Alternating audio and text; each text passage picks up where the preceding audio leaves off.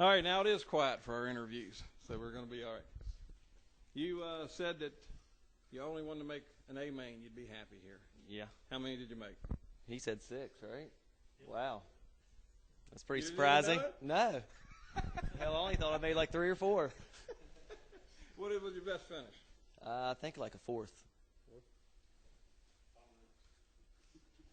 Anybody you want to thank? I know you're running the Moore chassis. Jimmy worked on it. Yeah. And I think you turned around and helped Jimmy by letting you borrow your car back to get him moving. So. Well, that's part of it. Definitely thank Jimmy. I mean, he's helped me a lot. If it wasn't for him, I wouldn't be up here right now collecting this.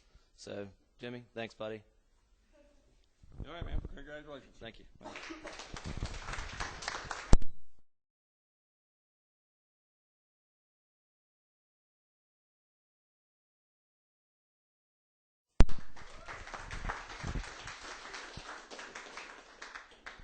All right, so we got Scott Merriman here, finished 9th at OMS. Thank you, sir. How many A mains did he make? 4. Me 4 this year. Now you was running your own car, then you kind of veered off onto another ride, didn't you? Yeah, I bounced around a little bit. I started out on a Joe Shiflett car, and Brent helped me out a ton with that. And we got it pretty fast. We struggled a little bit, and then Kevin's cars were real good, and had a chance to run one of Kevin's cars. Trevor was helping with that out a little bit, so we were pretty fortunate. We got each of the cars in the shows and did okay. So I want to thank them guys. I want to thank you guys for what you do here. Thank you. I want to give you a chance to say that. What you thinking of? You're struggling trying to get into the A main. Everybody tries to get here. What's your idea on how competitive it is here? Well, I've been lucky enough to get to race a lot of different things in classes, and this is probably one of the hardest shows to really get into. It's pretty tough to make these shows. It's kind of neat, some of the people you get to race against. You got super late model drivers running around in here racing against guys who are Saturday night fans, and I think that's kind of neat. See how that works. And you actually moved up one spot, didn't you, for this year in the points? Yeah, because last year that was me and Keith battled back and forth for that 10th place deal, and we moved up to 9th. So. All right, well, congratulations. Thank you.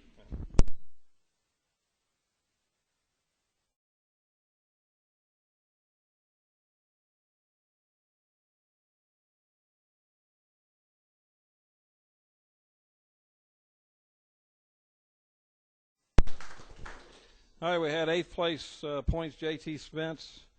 He couldn't make it here tonight. He's down practicing at Potomac, getting ready for the new late model season. So just wanted to congratulate him, and we'll move on to the 7th.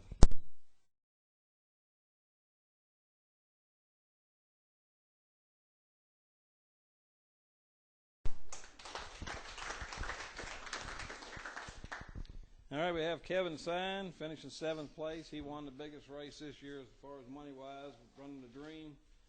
Have you still believed that? I can believe it, but it's been a little rough after that. I had one good week, but it's. Well, you got into building cars. How many cars did you build? I built 15 this year, so including my own. But again, I think you picked it up this year. What did you make? Just a couple A mains last year? Made 2 last year. Yeah, so you definitely picked up, got faster. Right. What's your ideas of racing here? It's tough. Every week it's different. Track's different. Crowds, changes every week. Somebody's pissed off and somebody's extremely happy. Coop. So, but it's all good fun. Enjoy. All right. Well, congratulations. Thank you.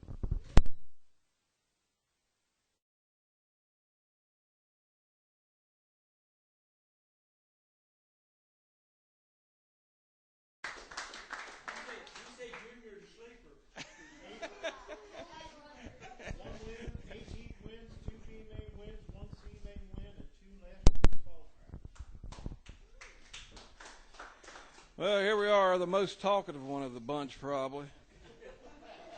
At least you're sober tonight. You're not laying back there sleeping and us making fun of you. But you got one win last year. Turn around with another win this year. What do you think? How do you think you ended up the season? I did all right. I did about the same as last year. And usually good enough to make an A main. If I get lucky, I win one. Me and Kevin usually work together. If he finds something that works, he tells me, and that's pretty much how I won one this year. So I guess I got lucky. Well, you're running your own kind of car this year, and of course you always have. Is anybody else running your cars? Nah, I think Paul's got a couple, and Mike Parrow. That's it. Have you built any new ones this year? Nah. Just the one that you're running? Yeah. All right.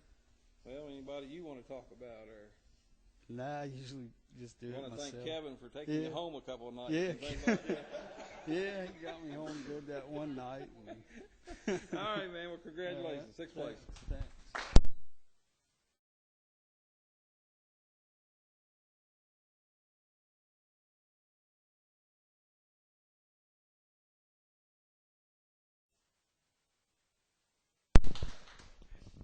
Well, this ought to be a pretty good one. You've had a up and down season all season, haven't you? Well, it's a tough place. You know, I'm happy with fifth. And I look at the four guys in front of me. No, absolutely. You know what I mean? So for my first full season down here to start to make the show, and you know, I was consistent getting in the show. I had to learn to stay out of trouble. I was a bit of a hack for a while, but I kind of cleaned up my act. So, you know, built my own cars, had to try a lot of different stuff on the cars to get the chassis to work. When the track was slippery, my cars were quick. When we'd get high bite, then like Kevin's cars were the stuff. Joe helped me quite a bit. Alan's a good inspiration. Like I said, I loved racing Alan. I got to apologize again on camera for holding him up last week. But Was it a quiet ride home? yeah. He explained how he jumped over the lap counter a couple times and how lucky I got. He's right. Well, I know you had really set out at the beginning of the year. The dream was in your mind, and Well, there's the big money. I'll Yeah. admit, man, Yeah. $500. I wanted to win that $500. but you were so strong, and then that was really the worst race that you ran all this year. You didn't even make the A main. Yeah, that was a nightmare. But then you come back, and more than congrats, first ever dirt on dirt, and who won it? Johnny O. Well, that was a lucky win. That was my one win. And, like I said, then I was happy with one win down here. You get one win, get your name in the books down here. That's something they can't take away from you. Well, we appreciate you saying that. So. And again, when you look at the guys in front of you, you know, so I had Jimmy and Alan and Brent and Trevor in front of me. That ain't bad. No, that's for sure. So. All right, well, we thank you. All right, thank you.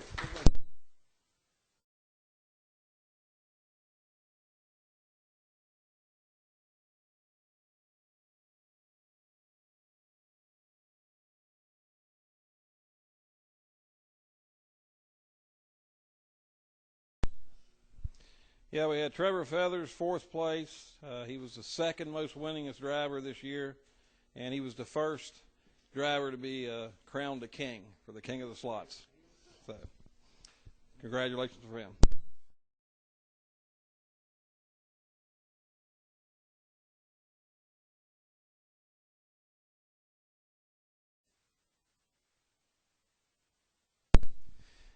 Well, here we go, third place with Jimmy McFarland, the brainstorm behind the Moore chassis. Yep. Struggled all year. I kept telling you, you're going to get faster, and I'd almost give up on you. And you finally did take off. Yeah. 7 cars later, and we finally got going. It was a rough year. It was about the same last year. Just terrible at the beginning of the year, and probably overthinking, trying too much different stuff. I And think I told you that. yeah, you did. Yeah, get back to the basics, and I want to thank Brad. I said, Brad, let me use that car one week. He said, for what? I said, man, I got to do something. I said, I think it'll help all of us. And he let me use his car, and I sat in my basement probably truly 15 hours copying that car. And I built Trevor's car, and then it took off real well. Then I built myself one, and it wasn't so good. But but thank you, Brad. That really helped turn things around. Yeah. Well, you came off. I've talked to you quite a bit. You came off, a pretty big win last year. You got what did you have? 4 or 5 wins last year? Mm-hmm. Yeah. And to think we'd be sitting at the end of this year and you not get one single win is pretty amazing. But like I've told you, if anybody was going to have the worst luck as far as lane draws and things, it really kind of come across to you. Oh yeah. But what do you think for next year? Are we going to see you back in Victory Lane? Man, I hope so. I hope so. John told me to detune those other cars, and I might take his suggestion on that next year. Well, we are. I think everybody in here kind of wonders how you build cars, and all of a sudden Trevor always figures to get the best car. JT, he said, I don't mean to cuss on here. He's like, took me off to the side. You always get the fast cars. I said, man, I don't know. I built JT more cars than I built Trevor. Really? Yeah. Well, now, is he running your newest design, and you're running your newest design, but JT isn't? That's what was my understanding. Yes. I got busy at the end of this year with the real race cars and getting married. Yeah, that's coming. yeah, that's coming. And Brad's was the first. His was the first. That's like the one that you're all running. Yeah, his was the very first. And have you thought about starting numbering them so you know which one? You got a more 38, you got a more 54? I got pictures of my fast cars and settings and all the measurements and everything. Yeah, so I know which is which. But overall, even with your season, like I told you, to only have, of course, I guess Brad could be, he's almost like a Tony Stewart. He's a satellite team for you. But, yeah. But, really, even though you say you didn't run good, but you all made a lot of A mains. Oh, yeah. And then Trevor got on that roll and set a record here, 3 in a row. So, it wasn't like you all was out to lunch, completely. Yeah. But there again, we would have thought that maybe you would have picked up a win. Yeah, I'm telling you, I've raced HO cars starting at Frenchie's house years ago. Pinewood Derby cars with JT when he was a kid. 4-cylinders with JT. Go-karts with JT. Limited late miles and super lates, and this is the toughest I've ever raced right here. The toughest. Yeah, we appreciate hearing that. That's what we're trying to put on. So congratulations. One more thing. I'd like to thank you for the best slot car track on the East Coast. And I didn't pay him to say that.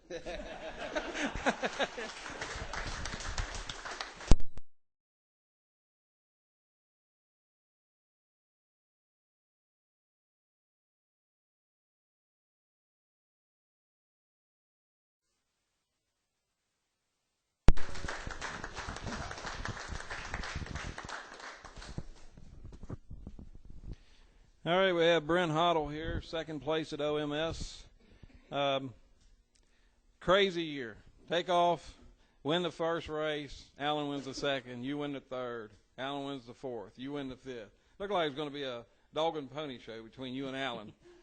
Then everything kind of went away for you. You want to talk about that?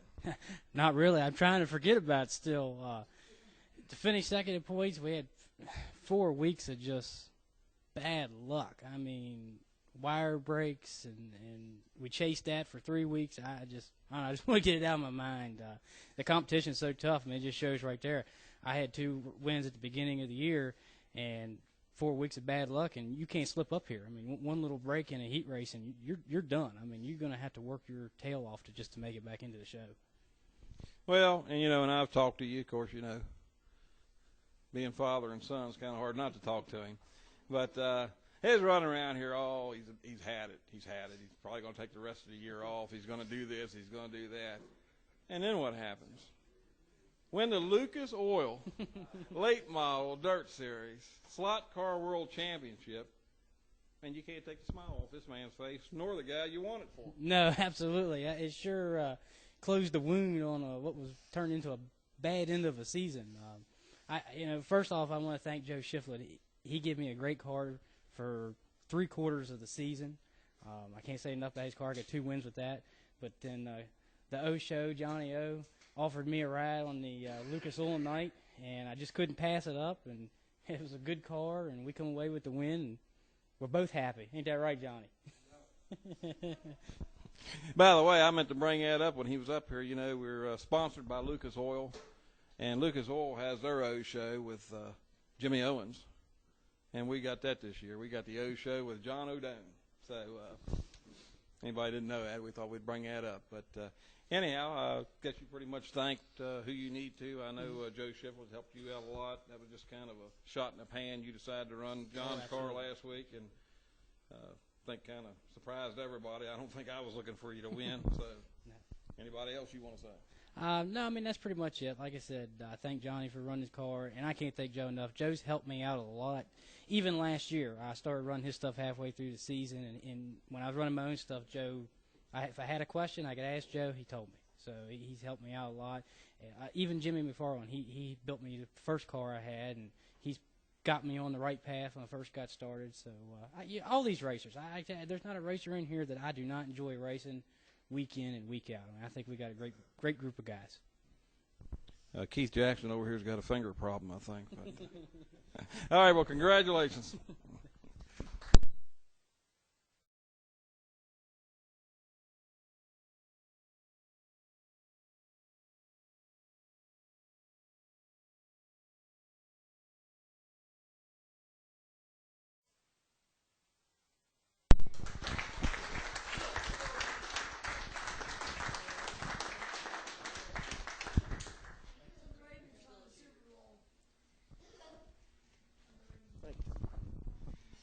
Well, here you are, familiar face, winning the track championship. Right now, you're the only track championship we got. You're the only track champion. So somebody going to knock you off next year. No doubt. You know, they're all trying, and any of them can do it. Excuse me a little bit. I've been fighting a flu all week. I'm a little hoarse, but, you know, it's a privilege to race against these guys. You know, I tell everybody, you come in here on a Friday night, there's 15, 18, 20 guys on any given night that can win this feature. And same thing with the championship.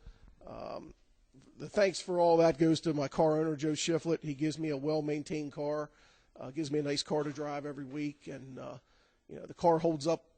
And, you know, we were just fortunate to get through every week, and, you know, we had a real good season. And, you know, big thanks to him and for putting up a little bit of the ribbon that we like to give him. Yeah, like 10.5 minutes of it today. But yeah, we had a little fun with but you know, in all seriousness, you know, aside, everybody gets up here, and quite a few interviews, you've heard it all year long. You know, I like to brag it up. This is a tough track. The competition is absolutely unbelievable here.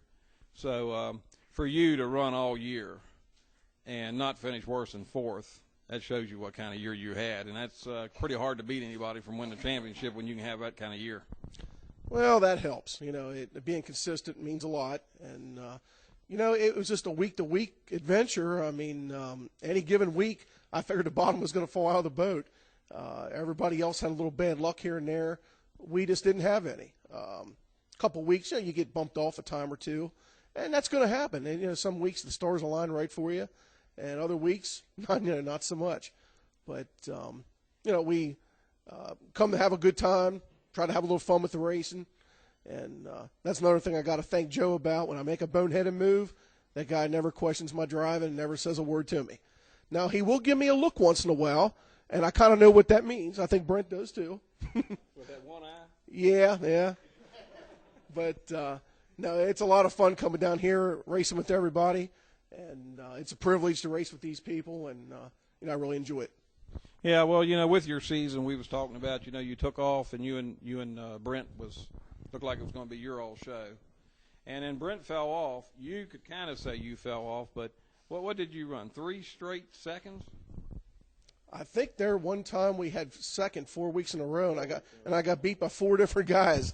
So, and that was okay with me. I mean, I was giving it my best shot, and that was as good as I could do on that given night. And, you know, it's good to see different guys win races, and it's really, really tough to win a feature here. And as many guys that did win, there was that many more that could win or should have won. So I tell you, every time you win one, you have to kind of savor it because you don't know how long it's going to be to the next one.